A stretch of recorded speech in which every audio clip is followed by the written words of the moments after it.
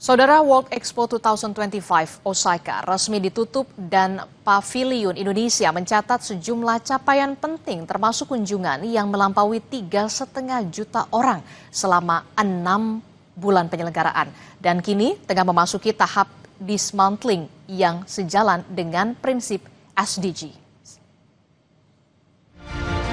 From the nation bursting with diversity and abundant with livelihood. Usai gelaran Osaka Expo 2025, Pavilion Indonesia telah mencatatkan komitmen investasi hingga 28,3 miliar dolar Amerika Serikat dan membawa pulang Silver Award dari Bureau International des Expositions untuk kategori Exhibition Design. Usai penutupan resmi pada 13 Oktober lalu, tim Indonesia sedang melakukan dismantling terhadap pavilion seluas lebih dari 1.500 meter persegi. Pembongkaran dilakukan bertahap mulai dari pemindahan instalasi seni, peralatan teknologi, hingga struktur bangunan yang sebelumnya menjadi ruang pameran. Sebagai Responsible National Authority, keikutsertaan Indonesia pada Osaka Expo 2025, Kementerian PPN Bappenas telah menetapkan standar pembangunan pavilion Indonesia yang selaras dengan target SDGs 12, Responsible Consumption and Production. Minimal 90% material harus dimanfaatkan kembali, reuse and recycle.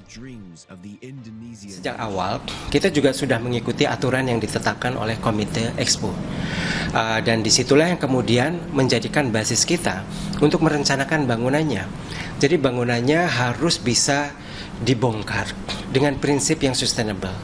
Dan kami juga sejak awal mendesainnya dengan menggunakan Building Information Modeling, ya 5D, yang memungkinkan kita menggunakan data-data yang akurat. Berapa material yang akan digunakan untuk membangun, dan kemudian berapa juga material yang kemudian akan digunakan untuk reuse lagi, recycle, dan mungkin sebagian akan dibuang. Ya, karena memang tidak semua bisa digunakan, tapi semuanya sudah mempertimbangkan prinsip-prinsip keberlanjutan. Pendekatan circular economy dalam proses pembongkaran ini berperan penting untuk memastikan seluruh proses dapat berjalan efisien. Proses pembongkaran ditargetkan rampung sebelum April 2026. Indonesia bekerjasama dengan Kamar Dagang dan Industri Jepang untuk memastikan material hasil pembongkaran dapat didaur ulang atau digunakan kembali. Kedepannya, Bappenas berharap praktik baik ini dapat diterapkan dalam proyek pemerintah dan dapat mendukung transformasi menuju pembangunan nasional yang berkelanjutan. Tim Liputan, Kompas TV.